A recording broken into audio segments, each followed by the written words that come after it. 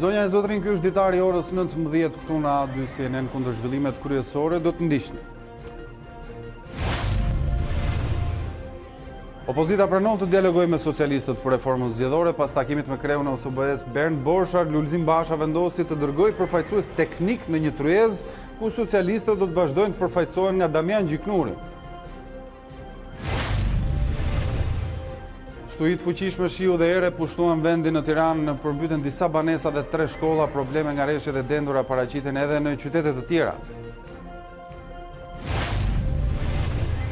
Këshilli i lartë i prokurorisë ndjen presionin për ngritjen e prokurorisë speciale brenda muajit tetor. Kreu i KLP-s Gent Ibrahimi tha se struktura mund të fillojë nga puna me më pak se 10 prokurorë.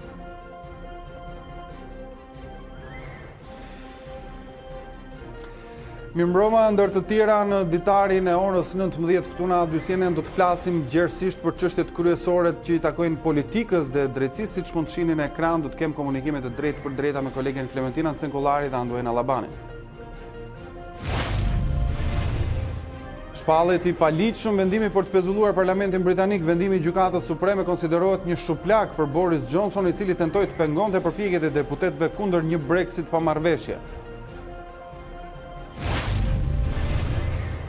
Presidenti Amerikan Donald Trump sulmoi Kinën dhe Iranin në fjalimin e tij në Asamblenë e Përgjithshme të Kombeve të Bashkuara. Asnjë qeveri të mos mbështes dëshirën e Iranit për gjakderdhje ishte thirrja e tij, ndërsa premtoi ashpërsim të sanksioneve. FIFA zbulon votat e Shqipërisë për lojtarin e vitit. Votat shkuan për Liverpoolin, ndërsa befasoi saktësia e Kosovës. Messi votoi sërish për Cristiano Ronaldo, ndërsa ylli portugeze shpërfilli rivalin e tij.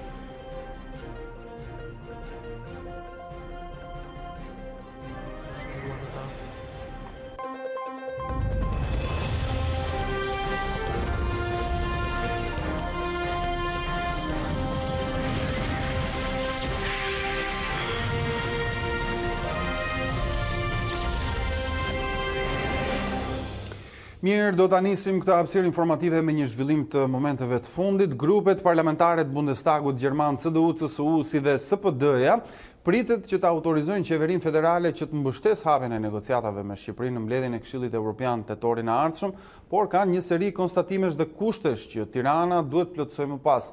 A2 CNN disponon dokumentin e hartuar nga grupet e majta dhe të djathta në Parlamentin Gjerman që pritet ta miratojnë mbrëmjen e sotme e që më pas do të kaloj për miratim në komisionet përkatëse para se të marrë votën finale të Bundestagut. Dokumenti nënvizon se zgjidhja e krizës politike është e rëndësishme për të vijuar rrugën e integrimit, ndërsa theksohet se nevojitet një vendim urgjent i gjykatës kushtetuese për ligjshmërinë e zgjedhjeve të 30 qershorit. Vjoj më tej ndërkohë me të tjera zhvillime pasi dorëzoi mandatet e deputetëve pas protestave të dhunshme në Tiranë, pas bllokimit rrugëve në të gjithë vendin dhe pas bojkotit të paprecedent të zgjedhjeve lokale. Opozita pranoi sot të dërgojë përfaqësuesit e saj në një tryezë dialogu me socialistët për reformën zgjedhore. Vendimi u mor pas një vizite të kreut të OSBE-s në Tiranë Bernd Borchardt, që arriti ta bindë Lulzim Bashën, Monika Kryemadhin dhe krerët e partive të vogla opozitare. Opozita bëri një hap të parë drejt zgjidhjes së krizës, duke pranuar të ulet në tryezën e reformës zgjedhore, edhe pse e ka bërë të qartë se ajo nuk mjafton për të kapërcyer ngërçin politik. Vendimi u mor pas një mbledhje prej 60 minutash të opozitës së bashkuar. Në takimin e thirrur nga Lulzim Basha, nuk mungoi asnjë prej alatëve, përfshirë edhe shpëtimi i Drizin që rrallëherë shihet në Partinë Demokratike, njëkohësisht me Vangel Dulen. Opozita e bashkuar mori vendimin për të marrë pjesë në konferencën që organizohet për sa i përket proceseve zgjedhore e sistemit në nivel teknik. Ndonse zyrtarisht opozita thotë se do të përfaqësohet në nivel teknik, demokratët do të dërgojnë Ivi Kason, sekretarin e tyre për çështjet zgjedhore në Partinë Demokratike, së bashku me Muharrem Cakën nga LSI dhe Arjan Madhin e Partisë Republikane. E pyetur nga A2 CNN nëse pranimi i ftesës afron mundësinë e zgjidhjes së krizës politike, Kryemadhi u tregua evazive. Problemi nuk ka qenë asnjëherë opozita për zgjidhjen e krizës. Problemi ka qenë gjithmonë kryeministri me kupolën e tij oligarkike kriminale, sepse opozita ka qenë gjithmonë për institucionalizimin e dialogut. Ftesa për Partinë Demokratike u firmos edhe nga Rudina Hajdari, bashkëkryetare e Komisionit të Reformës Zgjedhore, e cila i kujtoi opozitës i jashtkuvendit rëndësinë e reformës. Opozita patjetër duhet të bëhet pjesë e kësaj tërheqësie, sepse reforma zgjedhore është kali betejës që do ta forcojë opozitën, do të japi shqiptarëve zgjedhje të lira, të ndershme, të pakontestuara. Bashkëiniciatori i tërheqësisë për zgjidhjen, misioni i OSBE-s, ambasadori Bernd Borchardt, u ftua nga Lulzim Basha për të njohur arsyet që e çuan opozitën të pranonte ftesën, ndonse më herët kryedemokrati nuk ja kishte kursyer kritikat. Pres akoma që OSBE-ja në Tiranë të shprehet për raportin OSBE-Odirit, pres akoma të shprehet për 3 kryebashkiakët me rekorde kriminale, pres të shprehet për shkeljet e rënda të kushtetutës së ligjit. Miratimi me konsensusit të gjitha palëve politike e reformës zgjedhore është një nga kërkesat insistuese të faktorit ndërkombëtar, përfshirë edhe Shtetet e Bashkuara. Klementina Cengollari ndoqi nga afër sot takimin e aleatëve të Partisë Demokratike dhe takimin e zotit Lulzim Basha me Bernd Borchardt. Me kolegen do të kemi një komunikim të drejtë për drejtë në këto momente. Klementina, mirëmbrëma. Çfarë ndryshoi nga pak ditë më parë kur Lulzim Basha tha se nuk mund të ulejmë në një tryezë me Damian Gjiknurin dhe kur ai ndërkohë sulmoi prezencën e OSBE-s në Tiranë për indiferencën e disa skandaleve në Shqipëri? Por Arlind, është faktori ndërkombëtar i cili është në komunikim të vazhdueshëm me përfaqësuesit e të gjithë opozitës së bashkuar dhe jo vetëm me kreun e Partisë Demokratike që kërkojnë që opozita të jetë pjesë e diskutimit dhe finalizimit të reformës zgjedhore, një reformë e cila duhet sjellëm në vëmendje është miratuar në çdo herë me konsensusin e të gjitha partive politike në vendin tonë. Nga ana tjetër, që nga qëndrimi i zotit Lulzim Basha në datën 18 shtator, edhe vetë kryetarët e partive aleate të Partisë Demokratike kishin dhënë sinjale mbi nevojën për të ulur dhe për të diskutuar mbi çështjen e reformës zgjedhore, veçanërisht shqetësuese për partitë e vogla aleate të Partisë Demokratike është çështja e sistemit zgjedhor. Nga ana tjetër, ne e thamë edhe në kronik që faktori ndërkombëtar, veçanërisht Brukseli, por dhe Shtetet e Bashkuara, kanë kërkuar që të ecet me shpejtësi për miratimin e reformës zgjedhore. Shtetet e Bashkuara kanë lënë afat deri në fund të këtij viti që ajo të kalojë me konsensusin edhe të mazhorancës edhe të opozitës.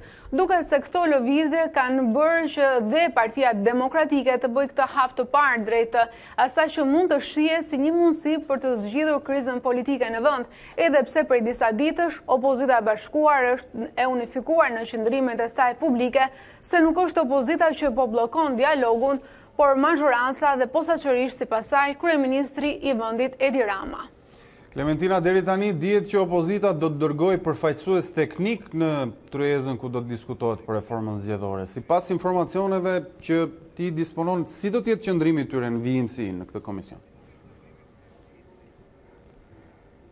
Po Arlind, unë kam komunikuar me disa prej përfaqësuesve të opozitës vetëm pak minuta para se ne të kishim të lidhje të drejtë për drejtë dhe disa prej tyre më thanë se qëndrimi në vijimsi do të varet nga ajo çfarë do të reflektohet gjatë ditës së nesërme nga ana e mazhorancës në komisionin e posaçëm për reformën zgjedhore, por gjithashtu edhe nga mënyra se si do ta lexojë këtë lëvizje të opozitës së bashkuar faktori ndërkombëtar. Po ashtu të njëjtat burime më thanë se gjatë ditës së nesërme opozita do të prezantojë një qëndrim të saj se si e sheh ajo reformën zgjedhore. Pritet që të vihet të theksi tek nevoja për të reduktuar mundësinë që persona me të kaluar kriminale të kandidohen dhe pritet gjithashtu të ritheksohet nga ana veçanërisht e Partisë Demokratike e asaj që ata e flasin si një mungesë vullneti të zotit Edi Rama për të kandiduar figura të pastra. Po ashtu të njëjtat burime më thanë që pritet të risillet edhe një herë në vëmendje fakti që komisioni posaçëm i reformës zgjedhore vijon të bashkëdrejtohet nga zoti Damian Gjiknuri, socialisti i cili është vënë në qendër të akuzave nga ana e Partisë Demokratike si një nga personat i cili duhet hetuar si pjesë e dosjes 184. Po ashtu të njëjtat burime më thanë Arlind se gjatë ditës së nesërme, pas orës 9:30 kur pritet të nisë konferenca, do duhet të presim surpriza nga ana e opozitës së bashkuar. Klementina Cengollari, falenderoj për këto informacione që përcollën. Ndërkohë ne do të qëndrojmë tek zhvillimet politike, konkretisht do të flasim për zhvillimin për të cilin folëm në hyrje të kësaj hapësire informative pranë Ditari në orës 19 për vendimin pra të grupeve parlamentare të Bundestagut Gjerman, CDU, CSU dhe SPD-s që pritet autorizojnë qeverinë federale që të mbështesë hapjen e negociatave me Shqipërinë. në mbledhjen e Këshillit Evropian në tetorin e ardhshëm, por që pritet ketë një seri konstatimesh dhe kushtesh që Tirana duhet plotësoj më pas. Falenderoj edhe një herë kolegen Klementina Cengullari për çështjen për cilën sapo përmenda. Do të flas me gazetarin Indrit Maraku, i cili do të na flas disi me më shumë detaje për dokumentin që kaluan grupet parlamentare të Bundestagut. Indrit, mirëmbrëma. Atëherë, si duhet ta lexojmë dokumentin në fjalë? Mirëmbrëma Arlind, Shqipëria mori një po nga CDU-CSU, grupi më kryesori dhe ai i kancelares Merkel në Bundestagun gjerman, dhe kjo sigurisht që është një lajm i mirë për Shqipërinë, por A2CNN disponon dokumentin e miratuar nga këto grupe parlamentare, një dokument që më pas do t'i kaloj për trajtim dhe diskutime të mëtejshme në komisionet përkatëse të Bundestagut dhe më pas do të marrë votën finale të Bundestagut, por çfarë është më e rëndësishme është ajo që do të jetë qëndrimi politik i grupeve parlamentare dhe që nuk ka gjasa të ndryshojë. Pra, dhe një herë për ta përmbledhur, Shqipëria mori një po nga gjermanët për hapjen e negociatave. CDU-CSU autorizon qeverinë federale që në mbledhjen e tetorit të Këshillit Evropian të votojë pro hapjes së negociatave me Shqipërinë. Gjithsesi, dokumenti ka disa elemente që quhen si elemente që vjen re, le të themi, nga grupet parlamentare, dhe më pas ka edhe disa kushte. Por letrim për momentin tek kategoria e parë, çfarë vjet re nga Bundestagu. Gjëja kryesore ka të bëjë me krizën dhe kërkohet zgjidhja menjëherë e krizës përmes dialogut politik, pasi citoj, përndryshe rruga për negociatat e antarësimit do të bëhet në mënyrë të konsiderueshme më e vështirë, thuhet në draftin e miratuar pak më parë nga CDU-CSU. Gjithashtu, një referencë ka të bëjë dhe me zgjedhjet e 30 qershorit. Nevojitet, thekson në dokumenti, një vendim urgjent i gjykatës kushtetuese për lishmërinë e këtyre zgjedhjeve. Ndërkohë, për sa i përket fenomenit të shitblerjes së votës, ka gjithashtu një tjetër referencë dhe kërkohet që të fillojnë menjëherë procedimet penale dhe të përfundojnë ato sa më shpejt, sapo të verifikohet një dyshim për veprën. Çfarë vjet re në vendimin e sotëm të miratuar nga CDU-CSU është fakti se mungon një datë për konferencën, pra për uljen zyrtare të palëve në negociata, dhe këtu fillojnë kushtet. Kushti i parë ka të bëjë me ngritjen e gjykatës kushtetuese dhe gjykatën e lartë. Vetëm në këtë moment atëherë Shqipëria dhe Brukseli do të mund të ulen në konferencën e parë të antarësimit, por nuk është vetëm ky kushti kryesor, pasi një tjetër kusht thelbësor ka të bëjë me reformën zgjedhore. Po e lexoj pasi është një paragraf pakës më i gjatë, por shumë i rëndësishëm. Thuhet, të merret vendim për reformën zgjedhore, e cila të jetë në përputhje të plotë me rekomandimet e OSBE-Odirit dhe siguron një financim transparent të partive dhe fushatave zgjedhore, si të bazohet në rezultatet e komisionit ad hoc të reformës zgjedhore. Si duhet miratohet kjo? Vazhdon citimi. Rishikimi i draftit të përgatitur atje duhet të bëhet në një dialog të hapur dhe gjithëpërfshirës të gjitha forcave politike, siç rekomandohet në raportin e Odirit.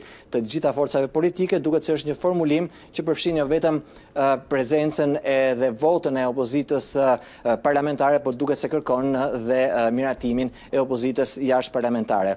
Dhe këto janë kushtet për uljen në konferencën e parë. Më pas vijnë kushtet për uljen në konferencën e dytë, për të cilën gjithashtu nuk kemi një datë, por në këtë konferencë të dytë është dhe hapja zyrtare e kapitujve. Dhe këtu kushtet vazhdojnë me zbatimin e ligjit për reformën zgjedhore të iniciuar tashmë, pasi ishte pjesë e kushteve të mëparshme, fillimi i procedimeve penale kundër gjyqtarëve dhe prokurorëve të cilët nuk u kualifikuan në procesin e vettingut për shkak të sjelljeve të dënueshme, fillimi i ndjekjes penale dhe eventualisht i proceseve gjyqësore kundër atyre që lidhen me blerjen e votës në zgjedhje, dhe një tjetër kusht është angazhimi i strukturës speciale për të luftuar korrupsionin dhe krimin e organizuar dhe aftësia e saj për të punuar, dhe duket se këtu referenca e qartë ka të bëjë me SPAK. Vetëm në momentin kur Shqipëria do të plotësojë këto kushte, atëherë mund të kemi një ulje zyrtare në tryezën e negociatave dhe hapjen e kapitujve. Arlind? Ndërkohë deri më tani ka pasur një reagim nga palët politike në Shqipëri, Indrit?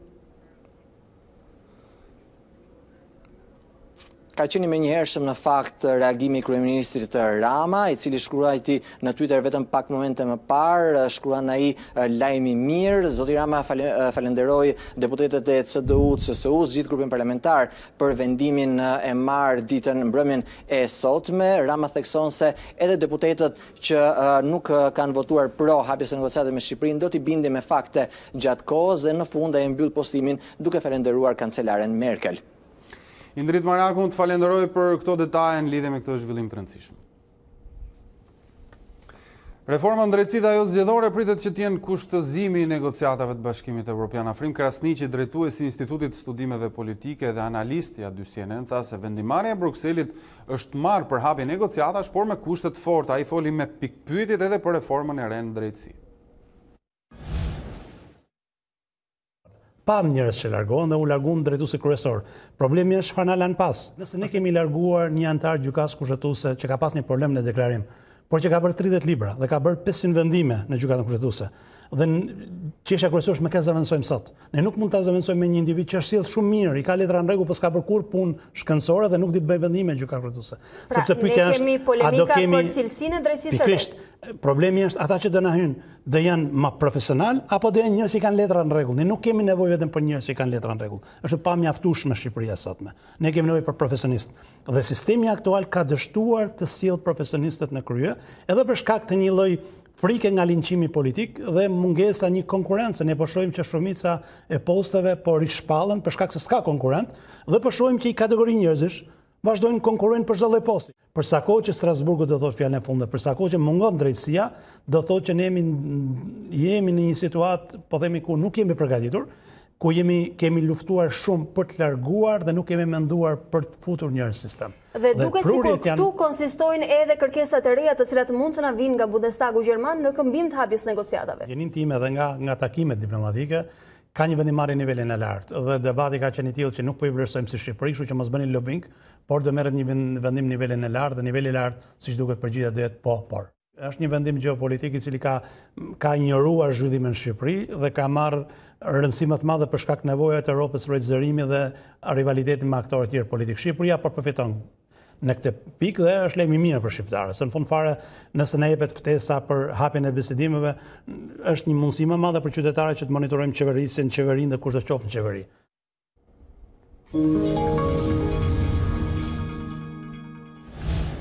Kreu i Këshillit Lartë Prokurorisë Gent Ibrahimi raportoi para Komisionit të Pavarur për koordinimin, monitorimin dhe ndjekjen e zbatimit të reformës në drejtësi. Komisioni i Pavarur ngriti pyetje konkrete mbi numrin e prokurorëve të SPAK, por edhe shqetësimin nëse kandidatja për prokurorit përgjithshëm Arta Marku, e cila mban aktualisht këtë pozicion, favorizohet në këtë garë. Në cilësinë e kryetarit të Këshillit të Lartë të Prokurorëve për më shumë se 1 orë e 45 minuta, Gent Ibrahimi ka raportuar për çdo gjë që lidhet me ngritjen e SPAK dhe garën për prokurorin e përgjithshëm. Këshilli i Lartë i Prokurorisë është organi i parë dhe kryesor që do bëj interpretimin e kësaj klauzule kushtetuese. Pa na takon ne në radhë të parë të themi me vendim natyrisht nëse është e mundur apo s'është e mundur që SPAK të fillojë me më pak se 10 antar. Kështu që për fat të keq nuk ju jap dot një përgjigje përfundimtare se do të paragjykoja vendimin e kolegëve dhe edhe të Këshillit. Lista me renditjen e kandidatëve për prokuror të përgjithshëm do të jetë gati brenda muajit tetor. Vlerësimi, pikëzimi dhe renditja e kandidatëve do të përfundojë brenda muajit tetor. Në këtë afat nuk janë llogaritur ankimimet e mundshme nga ana e kandidatëve të skualifikuar apo ankimet për renditjen.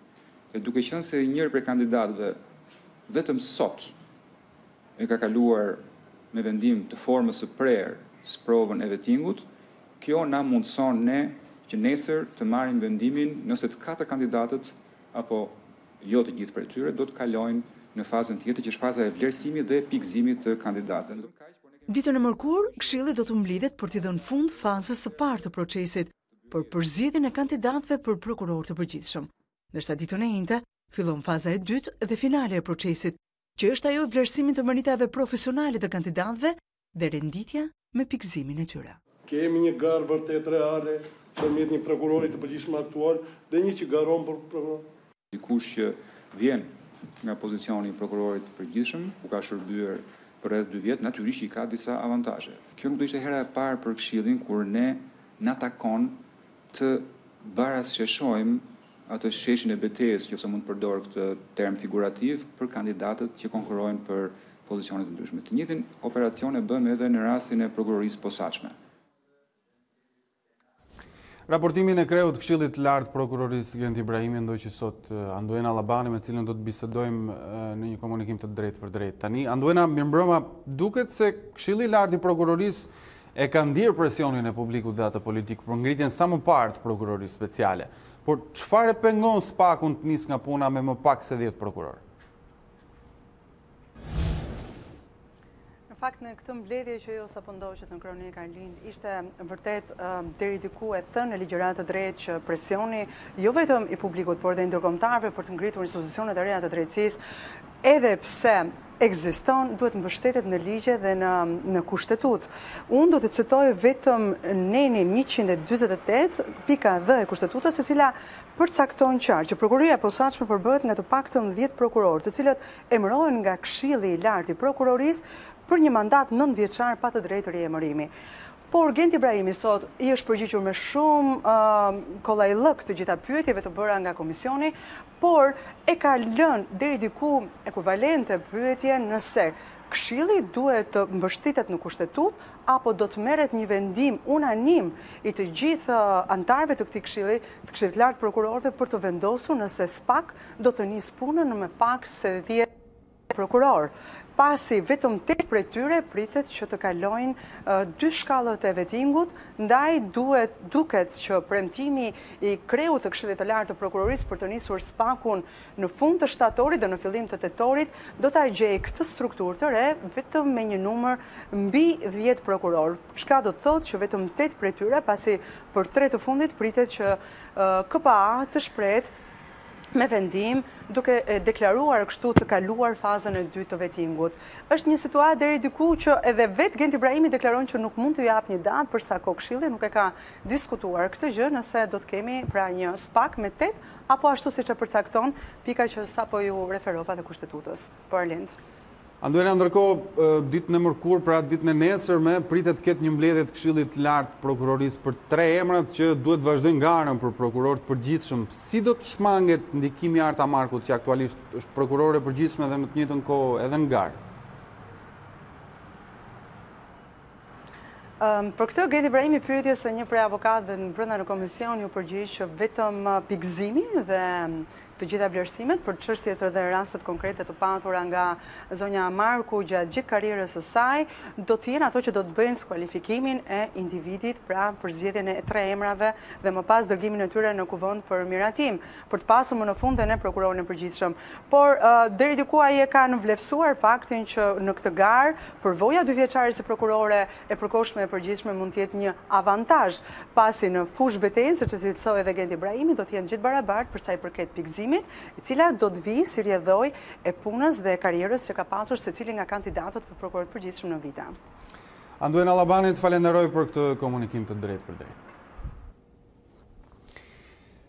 Këshilli i Emërimeve në Drejtësi ka miratuar renditjen përfundimtare të 6 kandidatëve për 4 vendet në gjykatën kushtetuese. Në ditët në vijim, listat do t'i dërgohen presidencës dhe parlamentit. Mungesa e koordinimit mes tyre do ta zgjaste afatin e qëndrimit jashtë funksionit kushtetueses. Fundi i shtatorit e gjen gjykatën kushtetuese më pranë plotësimit me 4 anëtar të rinj, por ende larg nga dita e funksionimit normal të saj. Pasi i kaloi në filtra verifikues të figurës dhe profesionalizmit, Këshilli i Emërimeve në Drejtësi vendosi renditjen përfundimtare të 6 kandidatëve që synojnë 4 vende të kësaj gjykate.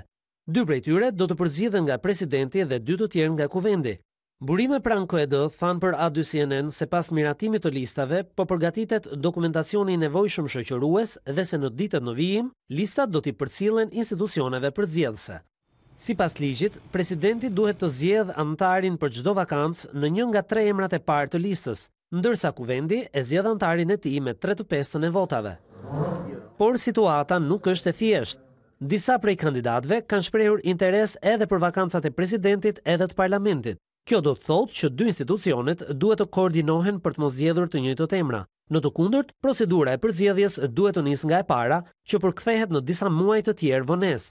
Nga ana tjetër, edhe 4 anëtar të rinj nuk e nxjerrin nga ngërçi kushtetuesen. Aktualisht, ajo ka vetëm një anëtar, ndërsa numri minimal i nevojshëm për funksionimin e saj është 6 të tillë.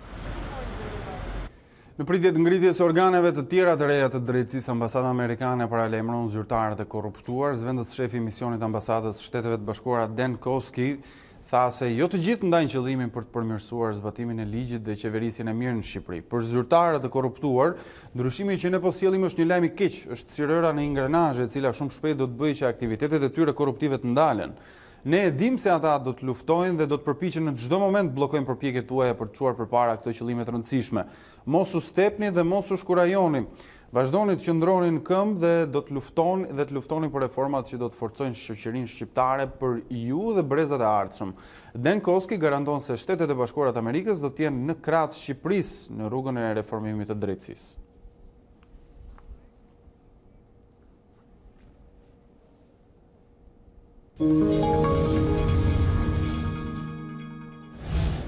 Pas një periudhe të gjatë thatësire, dje vendi u përball me një stuhi tipike të vjeshtës mesdhetare, e cila në disa qytete të Shqipërisë si Lezhë, Tirana apo Durrësi prodhoi kushte të motit ekstrem, pasi stuhia u shoqërua me qindra shkarkesa elektrike dhe përmbytje të rrugëve apo banesave. Shkarkesat elektrike janë pasojë e zhvillimit menjëhershëm të stuhisë ciklonare në gjirin e Lezhës, ndërsa përmbytjet përveç rreshjeve intensive janë favorizuar nga thatësira e gjatë, e cila ka ulur aftësinë përthithëse të tokës ndaj rreshjeve të dendura. Prej pas ditës së sotme në vend janë rikthyer kthjellimet që pritet të zgjasin deri të njëjtën kur do të rinisin rreshje të pakta.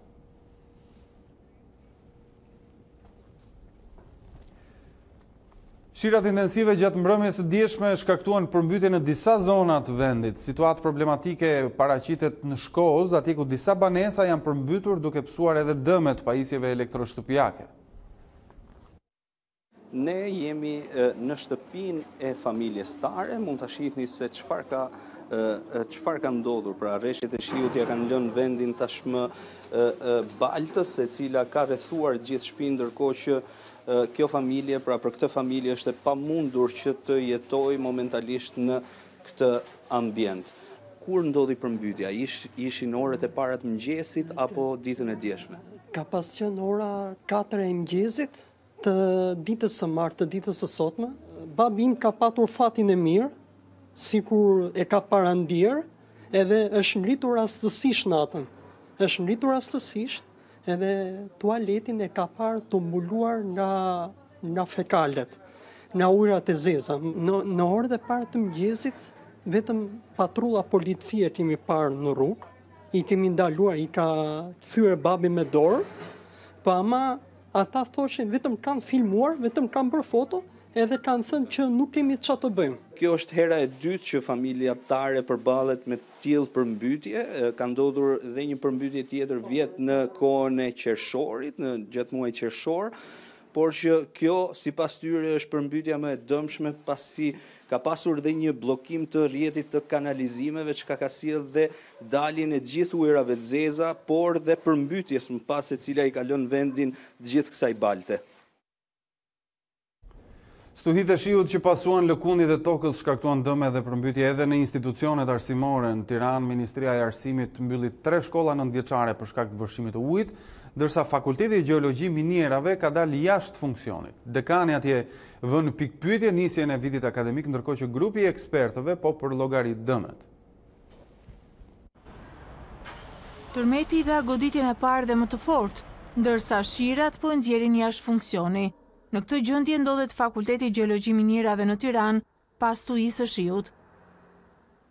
Në katin e fundit të fakultetit tavanët janë rrëzuar, klasat dhe laboratorët janë përmbytur. Energjia elektrike u ndërprer për arsye sigurie, ndërsa në mungesë të ndihmës nga bashkia dhe emergjencat civile, punojësit nisën vetë pastrimin dhe heqjen e ujit. Ti kërkojmë ndihmë, ato e shikojnë gjithë gjendjen. Gjendja ndihma ka ardhur vetëm kancelari, ndihmësat edhe ne punojësit. As kusht tjetër, as një lloj ndihme. Hiq ka dytën, hiq ka tretë ujin, vetëm vetë hek në pastruesët. As një ndihmë s'kemi. Laboratorët janë dëmtuar, ka pasur. Janë dëmtuar, plet në ujë, ata e kompjuterit e gjonat e kanë hek ata nuk e di ku i çuan, ne kështu që shumë dëmta. Bi ujin ka dytën, ka të parë poshtë. Ky është një nga laboratorët e Fakultetit të Gjeologji Minierave. Shiu i një natë më parë thuajse ka dëmtuar gjithçka, siç duket edhe nga pamjet, tryezat, baza materiale dhe gjithçka tjetër që ndodhet në këtë klasë, thuajse është e dëmtuar. Tekem ç'është më rëndësishme.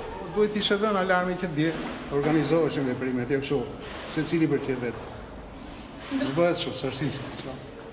Grupi ekspertëve të Universitetit Politeknik ka nisur vlerësimin e dëmeve, ndërsa drejtuesit e fakultetit thonë se nuk do të fillojë viti akademik pa u rikonstruktuar godina.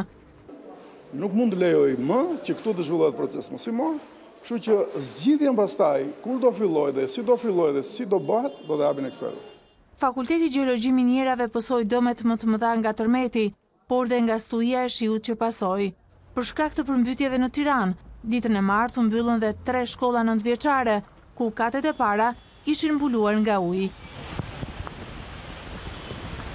Për shirat dhe përmbytjet e një ditë më parë ka reaguar edhe Ministri e Mbrojtjes Sulta Xhaçka. Ajo tha se janë marrë masat dhe se situata është nën kontroll. Mbrëm në të gdhir me shirat e rrëmbyeshëm, kemi pasur mundësinë sërish të testojmë mekanizmin e ri të mbrojtjes civile, i cili e ka çuar koordinimin mes institucioneve në një nivel të ri.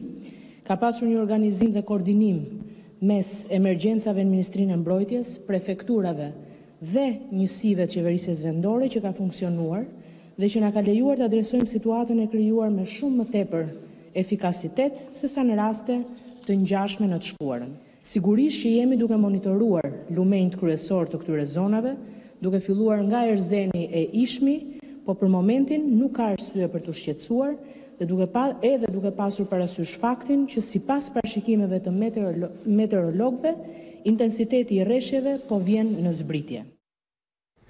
Prodhimi bujqësor vendas është i rrezikuar nga përmbytjet apo kushtet e tjera të motit, veçanërisht kur pjesa dërmuese e fermerëve janë të pasiguruar. Për këtë arsye, bizneset në këtë fushë i kërkojnë qeverisë që të nisë një skem të veçantë subvencioni që do t'i ndihmojë ata që të mbrohen.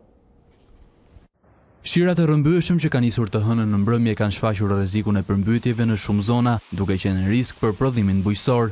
Të dhënat zyrtare të Ministrisë së Bujqësisë tregojnë se për periudhën janar-gusht të këtij viti, eksportet bujqësore arritën vlerën e 22.7 miliard lekëve, teksa parashikohet një rritje vjetore e tyre me 14%, por nëse shirat vazhdojnë edhe me sezonin e dimrit në prag, realizimi i një objektivi të tillë do të ishte i vështirë. Kjo është arsyeja që bizneset në sektorin e bujqësisë i propozojnë qeverisë një skem ku ajo të bëhet palë në mbulimin e primit të sigurimit të prodhimeve të tyre. Kam propozuar një mekanizëm i cili kishte me josh fermerin shqiptar që të bën një sigurim të tillë.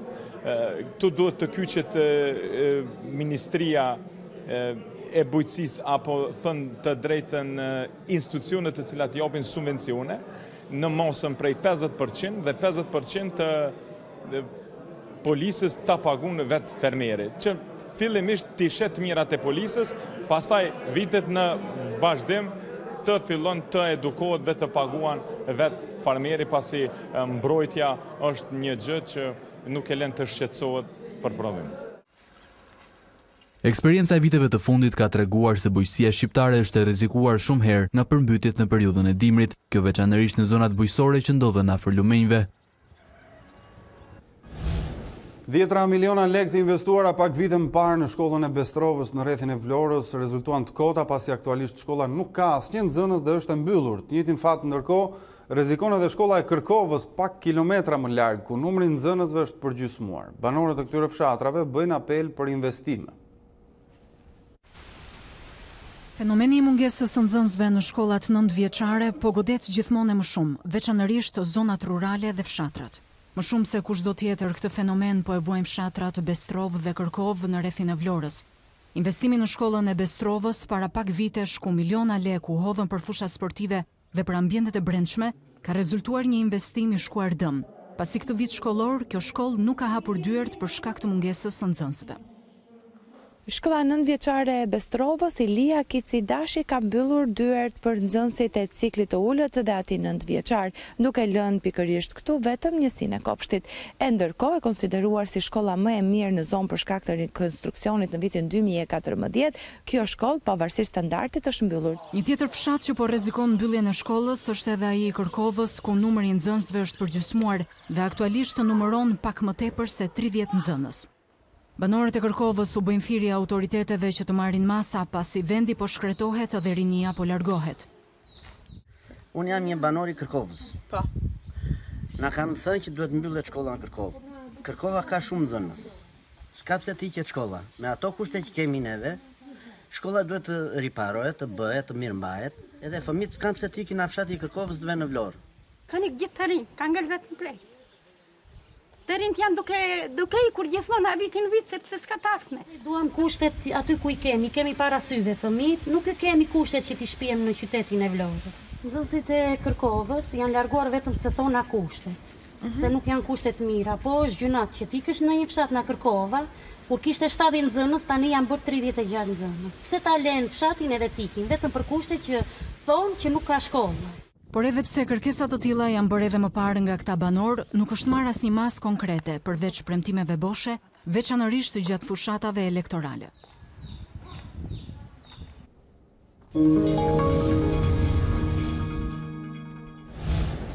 Gjykata Supreme i dha një shuplak kryeministrit britanik Boris Johnson dhe shpallej të paligjshëm vendimin për të pezulluar parlamentin me 5 javë. Ligjvënësit rikthehen në punë që prej ditës së nesërme.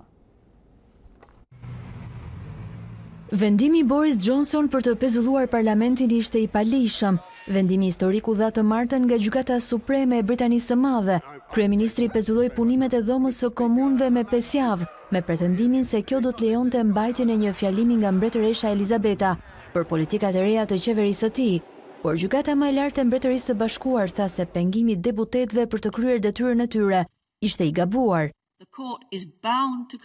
Gjykata arrin në përfundimin se vendimi për të këshilluar madhërinë e saj për të çuar në pushim të detyruar parlamentin ishte i paligjshëm, pasi frustroi dhe pengoi parlamentin për të kryer funksionet kushtetuese pa një justifikim të arsyeshëm. Një kolegj prej 11 gjyqtarësh vendosi një zëri se pezullimi ishte i pavlefshëm dhe pa asnjë efekt. Kritikët e akuzojnë Johnson se me pezullimin e parlamentit po përpiqej të pengonte përpjekjet e deputetëve kundër një Brexit pa ujdi. Njoftimi se Parlamenti Britanik do të rinisë punimet mërkurën erdhi nga kryetari i Dhomës Komunëve menjëherë pas vendimit të Gjykatës Supreme. Laboristët ndërkohë kërkojnë dorëheqjen e Boris Johnsonit dhe zgjedhje të reja. Parlamenti Britanik rinis punimet të mërkurën. Kjo bë e ditur nga kryetari i Dhomës së Komunëve John Bercow pas vendimit të Gjykatës Supreme të Londrës për të cilësuar të paligjshëm pezullimin e punimeve nga kryeministri Boris Johnson. Ka mundëzuar autoritetet që të përgatiten për rinisjen e punimeve në Dhomën e Komunëve. Pezullimi i tyre ishte i paligjshëm dhe i pakuptimt. Vendimi i Gjykatës Supreme ka shtuar ndjeshëm presionin ndaj kryeministrit Johnson, i cili tashmë po përballet me thirrje të mëdha për dorëheqje.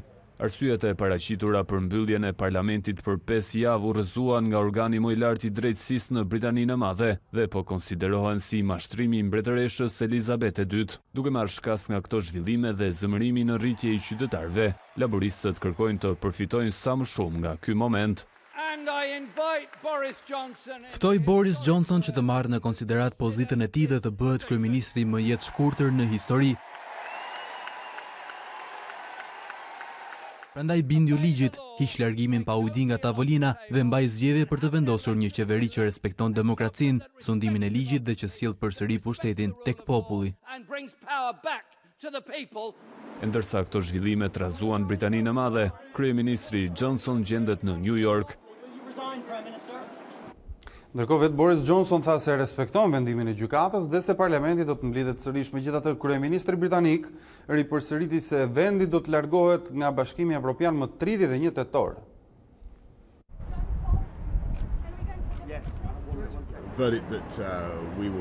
Natyrisht ky është një vendim të cilin ne do ta respektojmë pasi respektojmë procesin gjyqësor. Më duhet të them se nuk dakordsohem me ato që drejtësia vendosi, pasi nuk mendoj se është i drejtë. Por ne do të vazhdojmë përpara dhe sigurisht parlamenti do të mblidhet. Më e rëndësishmja është që Brexit të ndodhë me 31 tetor. Paditësit në këtë çështje janë të përkushtuar për ta ndaluar atë. Presidenti amerikan Donald Trump sulmoi Kinën dhe Iranin në fjalimin e tij në Asamblenë e Përgjithshme të Kombeve të Bashkuara. Asnjë qeveri të mos mbështes dëshirën e Iranit për gjakderdhje ishte thirrja e tij, ndërsa premtoi ashpërsim të sanksioneve. Donald Trump përball liderëve nga e gjithë bota. Presidenti amerikan nisi fjalimin e tij në Asamblenë e Përgjithshme të Kombeve të Bashkuara duke sulmuar Kinën. Konkretisht, Trump u ndalua tek protestat masive në Hong Kong, duke kritikuar Pekinin për ndikimin e tij, ndërsa fokusi kryesor ishte në fushën e tregtisë. Jo vetëm që Kina nuk ka pranuar të miratojë reformat e premtuara, por ajo ka përqafuar një model ekonomik të varur nga pengesat masive tregtare, subvencionet e rënda të shtetit, manipulimi i valutave, hedhja e produkteve, transferimet e detyruara të teknologjisë dhe vjedhjet e pronës intelektuale e sekreteve tregtare në një shkallë të madhe. And also trade secrets on a grand scale. Sulme të ashprapati edhe ndaj Iranit, duke kërkuar që ky shtet të mos posedojë kurrë armë bërthamore. Gjithashtu premtoi ashpërsim të sanksioneve. Të gjitha kombet kanë për detyrë të veprojnë. Asnjë qeveri përgjegjëse nuk duhet të mbështesë dëshirën e Iranit për gjakderdhje. Për sa kohë që sjellja e rrezikshme e Iranit vazhdon, sanksionet nuk do të hiqen, por do të forcohen.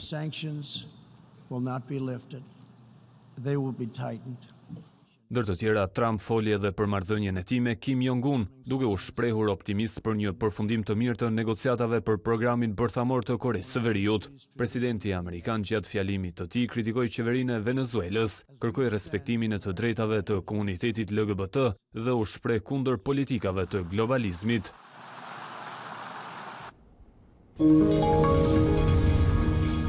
Mirë, do të marrim tani nga Tanja Porja për ditësimet për motin.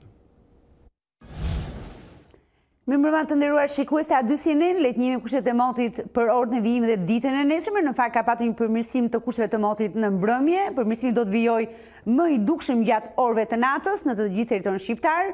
Edhe dita e nesërme do të vijojë në kushtet e motit të kthjellët në të gjithë territorin shqiptar. Vranësira të lehta dhe kalimtare do të ketë nesër gjatë gjithë ditës, kryesisht në veri dhe në zonat lindore, por nuk priten rreshi në territorin shqiptar për ditën e nesërme. Temperatura do të ulen me 2 gradë gjatë orëve të mëngjesit, duke bërë që minimumi të ulet në 7 apo 8 gradë në zonat malore, por minimum deri në 18 gradë Celsius në zonat bregdetare për ditën e nesërme. Presim një rritje të lehtë gjatë orëve të mesditës, kjo sipas së prezencës së kthjellimeve në territor. Për sa i përket kontinentit evropian, nesër vijon me kthjellime në zonat veriore, por edhe në pjesën më të madhe të lindjes së kontinentit, por do të kemi rreshje deri mesatare, ato mbeten prezente sërish prej 3-4 ditësh në brigjet perëndimore, rreshje të cilat gradualisht gjatë orëve të pasditës së nesërme do të zhvendosen drejt zonës së Alpeve të Europës, por edhe pjesërisht në disa zona të qendrës së kontinentit. Temperaturat për ditën e nesërme në kontinentin evropian nuk pritet të pësojnë ndryshime të ndjeshme, maksimumi nesër ruhet rreth 32 gradë Celsius, kjo në Gadishullin Iberik. Ky është informacioni i motit për ditën e nesërme, këtu në A2CNN. Bashkë mirupafshim. Mirëshojmë dhe njërë bashkë titut kryesor të ditarit. Opozita pranon të dialogojë me socialistët për reformën zgjedhore pas takimit me kreun e OSBE-s Bernd Borchardt. Lulzim Basha vendosi të dërgojë përfaqësues teknik në një tryezë ku socialistët do të vazhdojnë të përfaqësohen nga Damian Gjiknuri. Studitë fuqishme shiu dhe erë pushtuan vendin në Tiranë, përmbytën disa banesa dhe 3 shkolla, probleme nga rreshtet e dendura u paraqitën edhe në qytetet e tjera. Këshilli i lartë i prokurorisë ndjen presionin për ngritjen e prokurorisë speciale brenda muajit tetor. Kreu i KLP-s Gend Ibrahimi tha se struktura mund të fillojë nga puna me më pak se 10 prokuror. Shpallet i paligjshëm vendimi për të pezulluar Parlamentin Britanik. Vendimi i Gjykatës Supreme konsiderohet një shuplak për Boris Johnsonin, i cili tentoi të pengonte përpjekjet e deputetëve kundër një Brexiti pa marrëveshje. Presidenti amerikan Donald Trump sulmoi Kinën dhe Iranin në fjalimin e tij në Asamblenë e Përgjithshme të Kombeve të Bashkuara. Asnjë qeveri të mos mbështes dëshirën e Iranit për gjakderdhje ishte thirrja e tij, ndërsa i premtoi ashpërsim të sanksioneve. FIFA zbuloi votat e Shqipërisë për lojtarin e vitit. Votat shkuan për Liverpoolin, ndërsa befasoi saktësia e Kosovës. Messi votoi sërish për Cristiano Ronaldo, ndërsa ylli portugez e shpërfilli rivalin e tij. Ju kujtoj që të klikoni dhe faqen tonë të internetit a2cnn.com, aty do të gjeni zhvillimet e fundit nga vendi, rajonit e bota, por përpara se të ndahemi bashkë, ju njoftoj se fill pas siglës së ditarit orës 19, do të mësoni më shumë për misterin e vdekjes së boksierit bullgar në Shkodër 3 ditë më parë. Kolegu Erald Kodeli ka përgatitur një material të zgjeruar në lidhje me shkaqet e vdekjes së tij dhe të tjerave rrethana për këtë ngjarje. Ju ftoj ta ndiqni. Bashkë mirupafshim.